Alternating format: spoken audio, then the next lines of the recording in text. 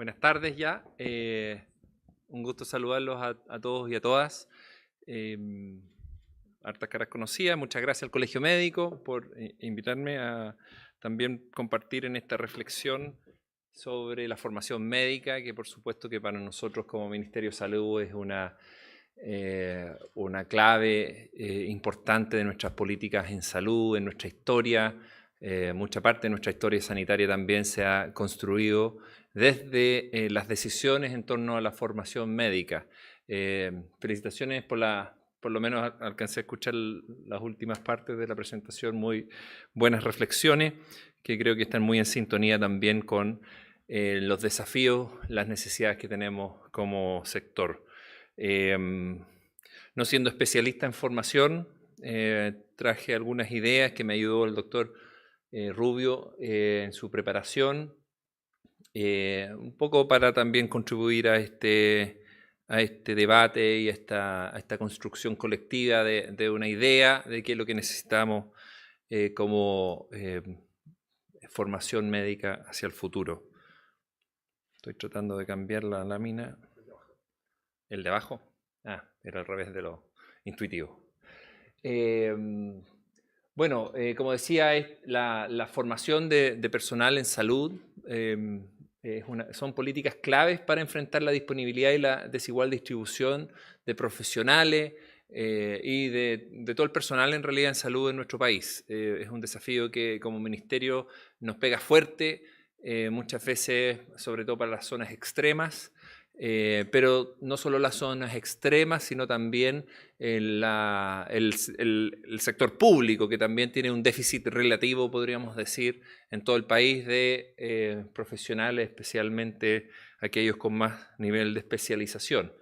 Y en términos generales, nuestro país se enfrenta a grandes desafíos sanitarios, un cambio en la situación de morbilidad y de necesidades de salud, caracterizada, yo diría, principalmente por las enfermedades crónicas, y no solamente una enfermedad crónica, sino múltiples enfermedades crónicas, lo que llamamos la multimorbilidad, ¿cierto? Que según la encuesta del 2017, que lamentablemente ya está quedando bastante rezagada, me hubiese encantado haber tenido otra encuesta nacional de salud para actualizar estos datos, así que ese es un desafío que ojalá tengamos pronto.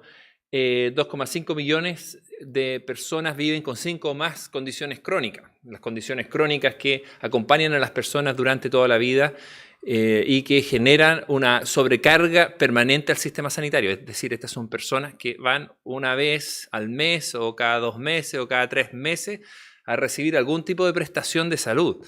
Y el volumen de necesidad y de requerimientos al sector sanitario es creciente y exponencial. Y eso genera, por supuesto, un desacople entre la oferta y la demanda que yo diría explica en parte una gran cantidad de las tensiones que vivimos día a día entre nuestra oferta y la capacidad que tenemos para resolver las necesidades de las personas. Pero también con hartas desigualdades en el acceso, en los resultados de salud y en el gasto de bolsillo. Personas que nacen en comunas más pobres en Chile viven 10 años menos que personas que nacen en comunas más ricas. Personas que tienen menos grados de educación, tienen mayor prevalencia de enfermedades, en diabetes es 3 veces más. Y también cualquier otro estratificador que uno mira por cualquier enfermedad encuentra diferencias en el acceso y en los resultados de salud. Y eso es bien importante.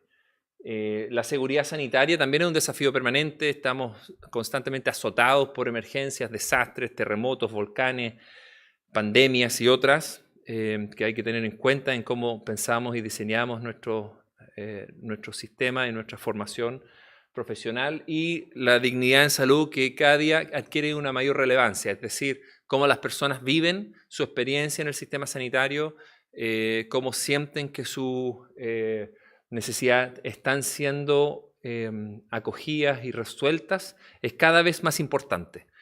No es solamente cuántos años viven las personas, sino que también la calidad de esa vida y cómo sienten confianza con el sistema para resolver esas necesidades cuando aparecen.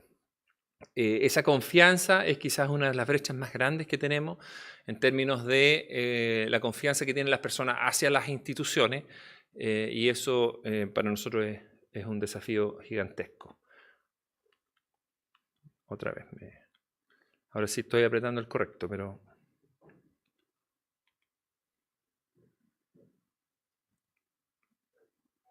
No sé si lo hice yo o otra persona. Pero...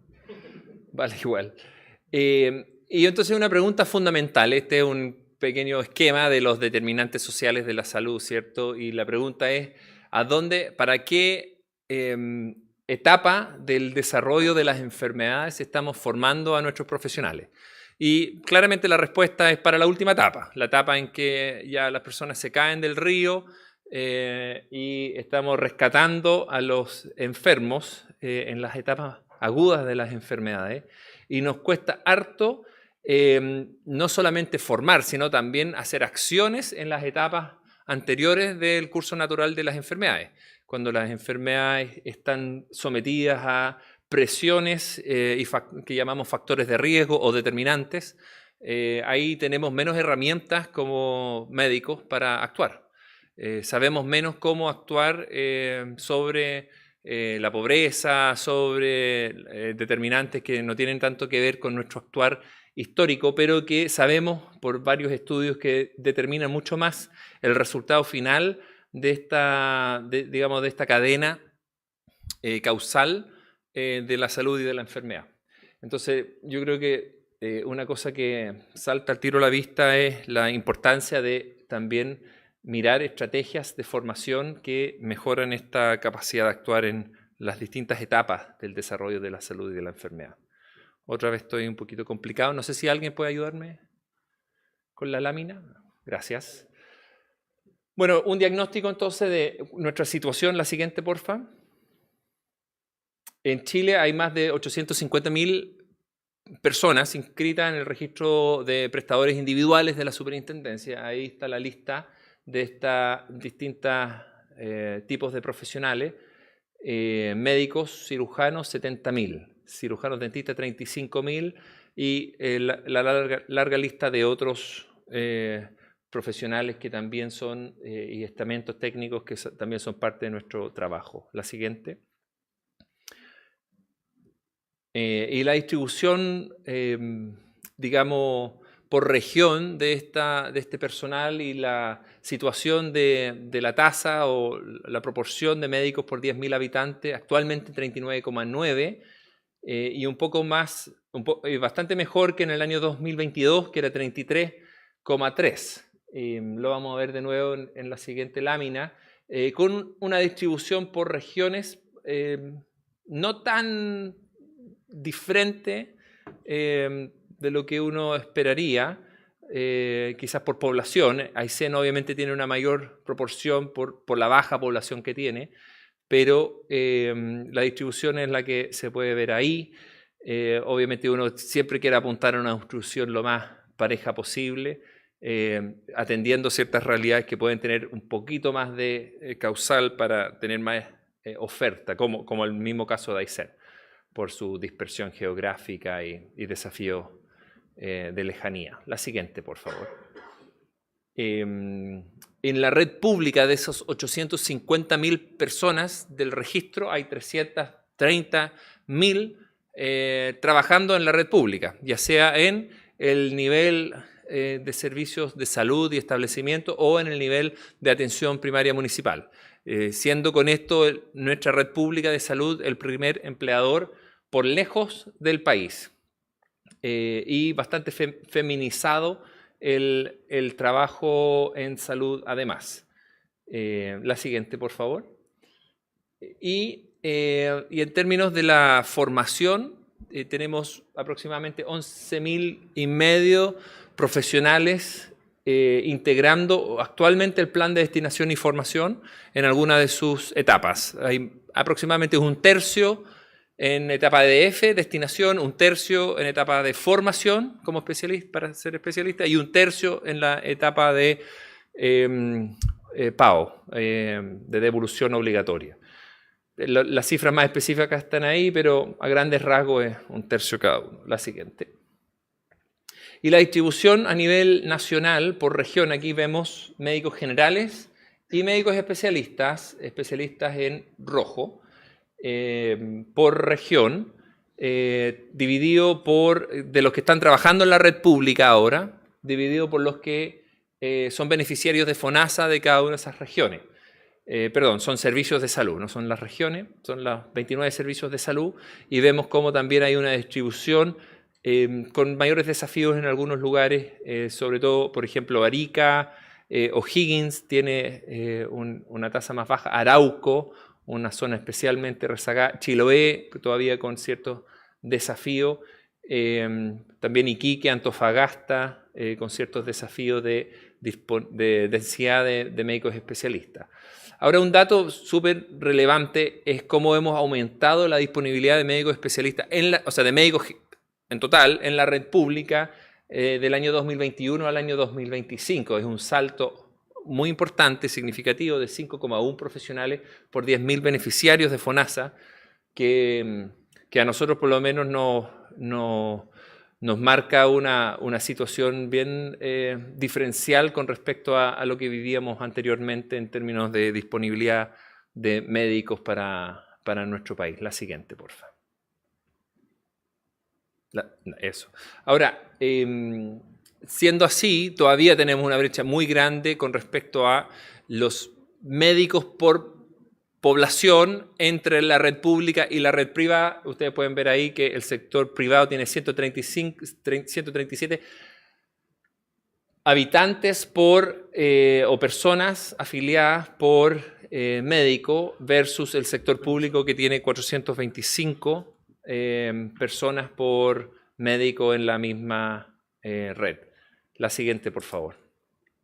Y cuando miramos la distribución de los médicos en atención primaria, vemos que hay una diferencia también. Aquí no están ajustados por población, más bien es un mapeo para mostrar cómo la estrategia EDF cumple un rol en la presencia de médicos en la atención primaria, teniendo más peso en algunos territorios que en otros. Por ejemplo, la línea azul muestra el porcentaje de los médicos en APS que son EDF, y podemos ver que en regiones como Maule, la Metropolitana, O'Higgins, Valparaíso, la proporción de médicos en APS que son EDFs es más baja, por tanto priorizando las zonas más alejadas con esta estrategia para cumplir un rol a través de la estrategia EDF, obviamente, de distribución de los médicos en la atención primaria de salud. Esto es bien relevante porque, por cierto, que la estrategia EDF siempre ha sido un aporte fundamental a la presencia de médicos en las zonas más aisladas y remotas de nuestro país, pero también más recientemente en nuestra atención primaria de salud municipalizada. La siguiente, por favor. Y acá vemos cómo hay también una relación entre la cantidad de especialistas que son PAO en cada región del país, y también podemos decir lo mismo, que los PAO son un aporte a la presencia de médicos especialistas en los distintos lugares del país. En promedio, un 28% de los especialistas son PAO, y esto se concentra también de forma diferencial en cada región del país. Por ejemplo, en Aysén, Maule, Arica, Valparaíso representa una proporción mayor que en otras regiones, por ejemplo en Coquimbo, Antofagasta, donde la estrategia PAO contribuye un poco menos a la presencia de especialistas en ese territorio. La siguiente, por favor. Bueno, y además, con este diagnóstico, por un acuerdo y también por voluntad del Ministerio, hemos actualizado el plan de formación del recurso humano en salud. Esto fue además informado al Congreso. Ahí está el documento cuando se envió al Congreso Nacional de este plan actualizado de formación de personal en salud, y aquí están los 6 grandes objetivos estratégicos que incorporó este nuevo plan. Ya entrando para comentar algunos de los desafíos que plantea este plan es aumentar la capacidad formadora de especialistas de acuerdo a las necesidades, actualizar la regulación de la relación docente-asistencial. Ustedes saben que hay un proyecto de ley para esto en tramitación, que ha estado con una cierta actividad, tuvo momentos con más actividad legislativa, luego bajó la actividad legislativa y la próxima semana se volvió a poner en tabla, así que tenemos ahí eventualmente un interés renovado por tramitar este proyecto de ley que esperamos mejore la posibilidad de establecer relaciones docentes asistenciales entre los servicios y las universidades de más largo plazo y con una definición más estratégica. También mejorar la distribución de las horas de especialistas en la red pública de atención. Esto es un desafío permanente. Constantemente de Chiloé, por ejemplo, nos han levantado esta problemática de la presencia, por ejemplo, de ciertas subespecialidades de la pediatría. En particular, ellos están muy preocupados de la gastroenterología pediátrica, un pequeño movimiento social que se armaba ahí en Chiloé y que, si bien tienen 22 pediatras en el hospital de Castro, esa subespecialidad no la tienen. Tienen otras subespecialidades que también son falentes en otros lugares del país, pero nuestro país tiende a pensar o tiende a querer tener la cartera completa de prestaciones en todos los lugares del país, y con justa razón. No digo que no es justo y necesario, pero también tenemos una cierta dificultad de cumplir eso de un día para otro en todos los territorios que están un poco más atrasados en esa capacidad. Y por supuesto que solucionar esta distribución es una problemática de largo plazo y una preocupación que trasciende gobiernos, y lo que dejemos ahora funcionando en materia de formación va a ser, digamos, podríamos decir, cosechado por otra administración en el futuro. Bueno, también generar alternativas de formación distintas a los procesos de selección actuales.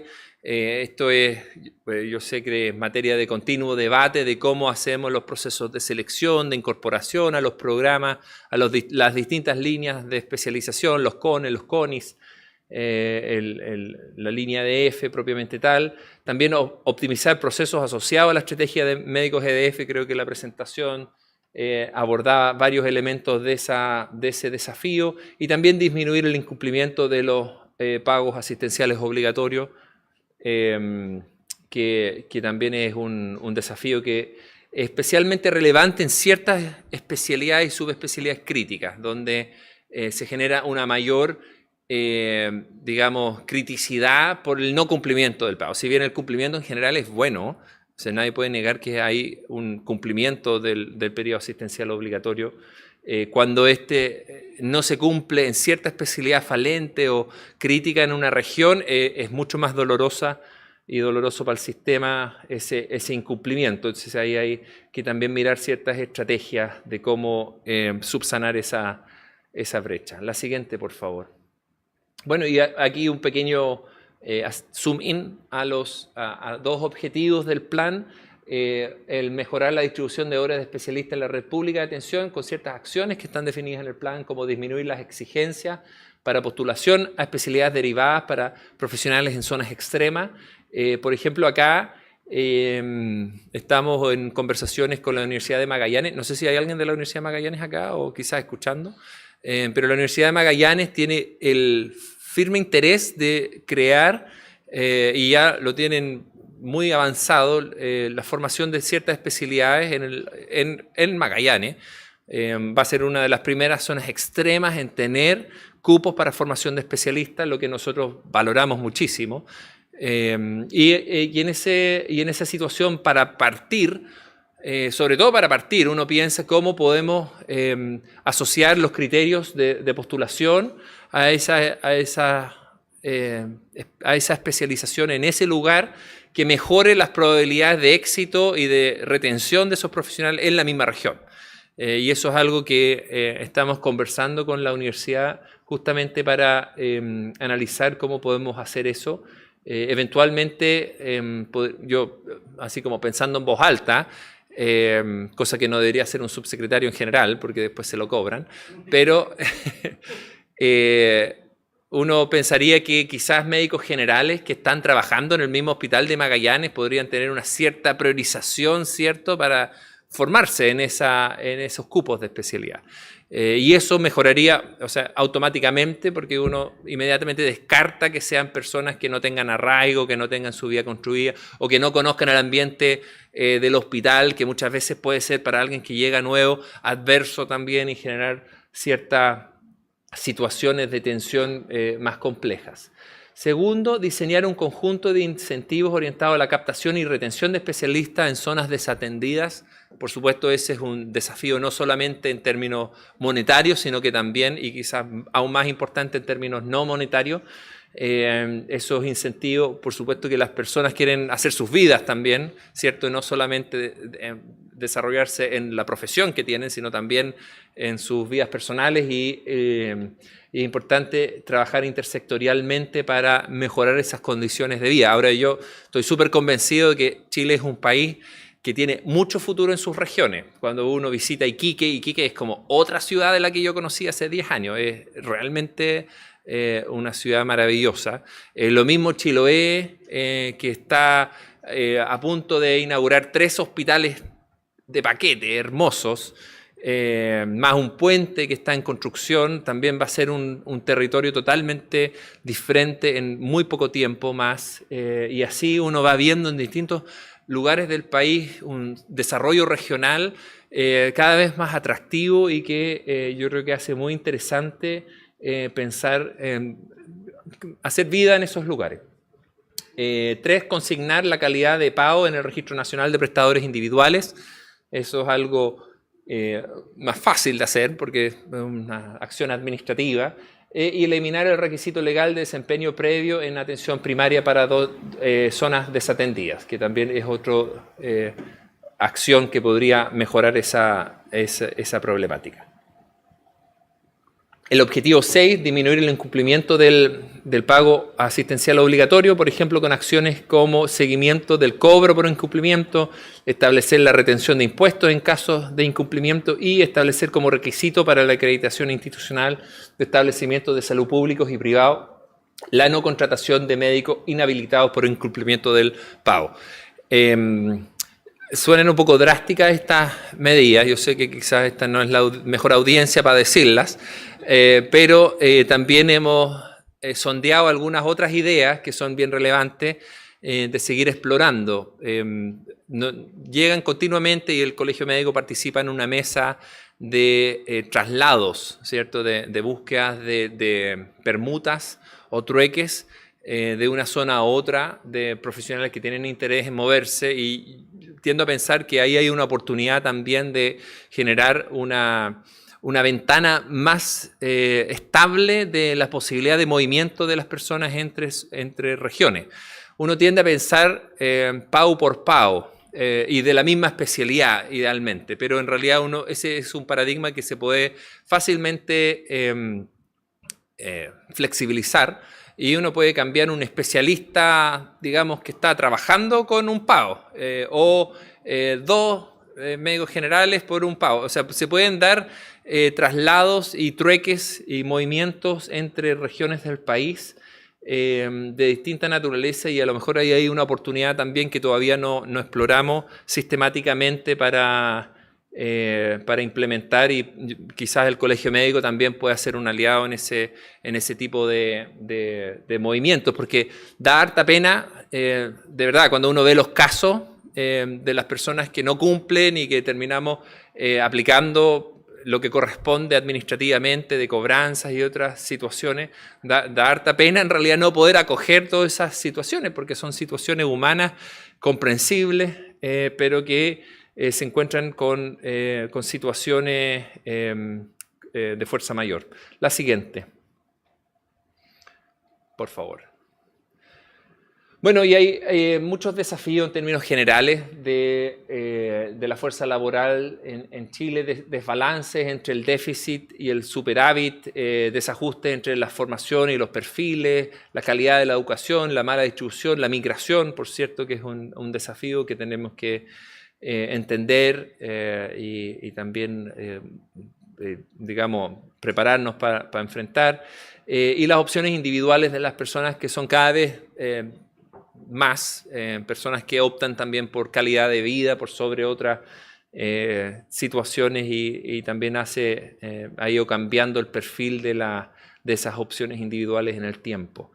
Ir generando entonces estrategias para resolver estas brechas con un concepto amplio en el enfrentamiento. Dame la siguiente, por favor.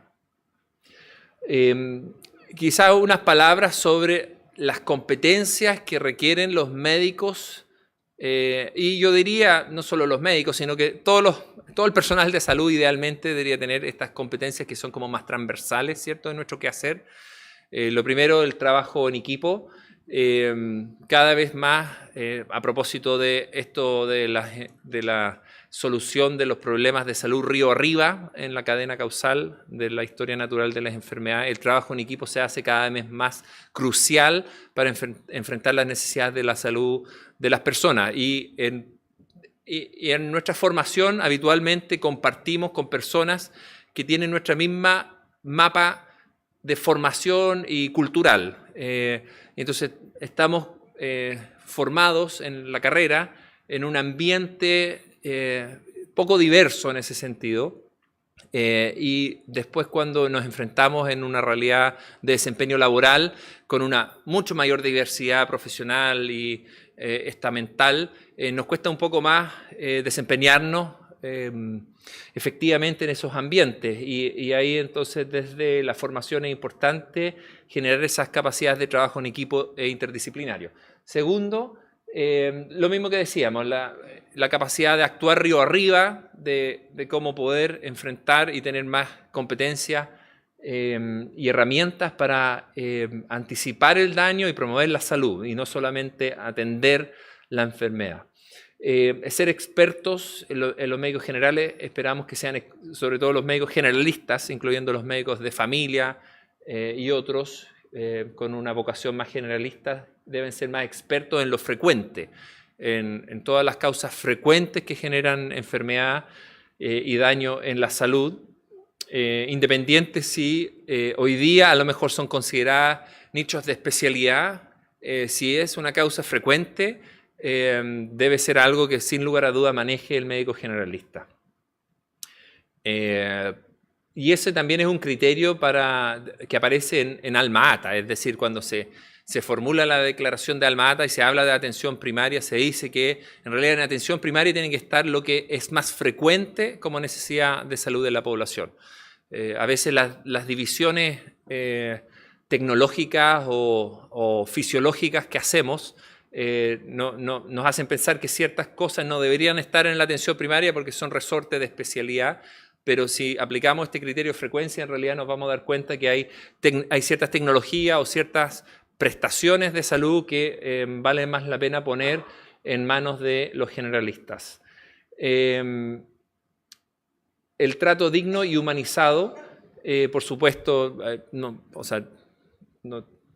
podríamos hablar días de esto y sin lugar a dudas es hoy día digamos, un eje del cuidado que tenemos que tener muy al centro de nuestro quehacer. También necesitamos que los médicos generalistas sean usuarios de tecnologías que expanden sus posibilidades.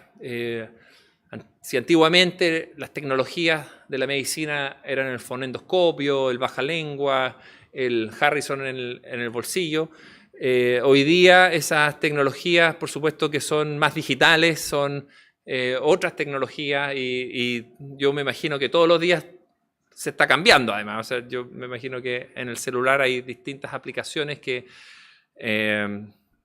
fortalecen el cuidado. El otro día veía una aplicación que grababa toda la conversación y después hacía el resumen clínico en 2 segundos, que me parecía fantástico porque ahí uno puede efectivamente mirar al paciente mientras está conversando con él y no estar preocupado de estar digitando esa atención. Y así sucesivamente, probablemente esas mismas tecnologías van a evolucionar hacia asistirnos más y extender las capacidades de nuestras manos y de nuestros sentidos para resolver cada vez más. Y por cierto, la formación tiene que estar alineada con eso. La integración de cuidados sociosanitarios como desafío, sabemos que no basta con los cuidados sectoriales para mejorar la salud de las personas y necesitamos trabajar en equipo. Volviendo al tema de las habilidades de trabajo en equipo, también la integración de los cuidados sociales en nuestro sistema de salud, apoyarnos más en los trabajadores sociales, en toda la línea del Ministerio de Desarrollo Social, de las Dideco en los municipios y también de los trabajadores sociales que están en nuestra misma red asistencial. Desempeñarse en el modelo de atención integral, el MAIS, que por supuesto un marco de trabajo que nos también estimula a trabajar en la continuidad de los cuidados, la integralidad de los cuidados centrados en las personas y en la capacidad de brindar soluciones de salud cercano a las personas, es decir, la resolutividad llevando las tecnologías a donde las personas pueden beneficiarse más con una mayor cobertura de esas tecnologías resolutivas. La siguiente. Bueno, otros conceptos de fortalecimiento de las redes integradas de servicios de salud. Por ejemplo, que los especialistas, los que aprenden una cierta habilidad y un conocimiento específico, ojalá se dediquen a eso, ojalá se dediquen a esa alta complejidad y no tengamos especialistas, por ejemplo, siempre digo, otorrinolaringólogos atendiendo resfríos, que es una pérdida de eficiencia realmente de nuestro sistema. Es un desperdicio, digamos, de ese talento y de esa capacidad y tenemos que avanzar también en fortalecer ese trabajo especializado de alta complejidad. A veces cuesta no solamente por razones del diseño del sistema, por ejemplo, los mecanismos de pago. Yo me imagino que este ejemplo del otorrino pasa en el sector privado, más que en el sector público, donde hay un cierto incentivo económico asociado a atender resfrío, pero también pasa no solo por los incentivos económicos, sino también por la delegación de funciones pero ahí atrás dice 12 minutos. ¿Sí? Por eso iba calmado, por eso iba tranquilo. Para dejar espacio para las preguntas. Ya, entonces voy a ir cerrando. La delegación de funciones que también es relevante y la historia de nuestra salud pública es una historia de delegación de funciones, es decir, cuando se crea la matronería es una delegación a una profesión entera de un rol que antiguamente jugaban los obstetras y los ginecólogos. Cuando se crea la kinesiología y se crea el programa IRA, por ejemplo, es el trabajo que hacían especialistas en un hospital puestos en la atención primaria, en otros profesionales dedicados a esos cuidados, digamos, que disminuyeron la mortalidad infantil en nuestro país. Y así sucesivamente, la delegación de funciones probablemente tenemos que seguirla revisitando y buscando espacios para seguir, digamos, entregando ciertas facultades a otras profesiones, a médicos generales o a otras profesiones dentro del sistema. Revisar la relación de médico general y especialista. Estas relaciones entre la proporción de médicos generales y especialistas, pero también de médicos con enfermerías y otras profesiones, en realidad no hay un estándar único en los países. Cada país resuelve un poquito diferente esta relación y requiere una reflexión en realidad bastante profunda sobre cómo se hace. En algunos países se apoya más en la enfermería, en términos de estas relaciones. En Chile aparentemente nos apoyamos más en los médicos generales que en la enfermería para delegar ciertas funciones de especialistas. Entonces ahí hay distintas realidades, es difícil tener un estándar único en esta materia. Entonces no hay un gold standard, digamos, en términos de estas relaciones, sino que es una exploración ad hoc específica para nuestra realidad y que probablemente podamos ir mirando y debatiendo. Potenciar las competencias del equipo de salud para actuar en complementariedad con los equipos especializados. La siguiente, por favor. Por supuesto, reorientar el currículum, descentralizar la formación y los criterios de ingreso, generar polos de desarrollo regionales coherentes con el desarrollo de la red asistencial. De alguna forma, el ejemplo de Magallanes, yo creo que da ahí en el clavo. La formación de directivos de la red asistencial.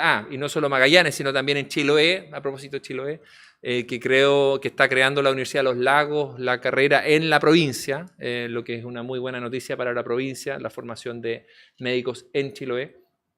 En conjunto con las otras sedes de la Universidad de los Lagos. Formación para el trabajo interprofesional, ya lo comentamos, la formación orientada a la especialización y la promoción de convenios internacionales de formación, que también es algo que tenemos también como sistema, las comisiones de servicio al extranjero, es algo bastante frecuente. Ahora, hay igual un punto, es que en algunos servicios de salud es mucho más frecuente que en otros. Nosotros miramos las estadísticas de comisiones de servicio y hay ciertos servicios de salud que no voy a nombrar, pero que tienen una proporción extremadamente más alta de comisiones de servicio al extranjero, y probablemente ahí también hay algo que tenemos que mirar como sector y quizás regular un poco mejor para que sea justo y también para que se asocie a ciertas condiciones previas para utilizarlo quizás como un estímulo también al trabajo en el sector. La siguiente. En este minuto funciona mucho esto como de el que postula un poco, no hay demasiada lógica en cómo hoy día se establece. Quienes van al extranjero a hacer un fellowship financiado o con sueldo pagado todavía por el sistema. Trabajo en aspectos éticos y motivacionales, competencias sociales e interculturales y un compromiso en el servicio público. Yo creo que esta es la última. Estos son desafíos muy importantes en el trabajo médico, en el trabajo profesional en el sector. Si no contamos con un centro motivado por el desempeño ético, yo creo que es difícil orientarnos adecuadamente en el trabajo que vamos a estar haciendo, y por supuesto que eso tiene que ver con cómo cumplimos un rol en el servicio público, cómo en la esencia de la carrera está este trasfondo ético detrás de todas las acciones y esfuerzos que hacemos. Yo creo que lo voy a dejar hasta ahí. Muchas gracias.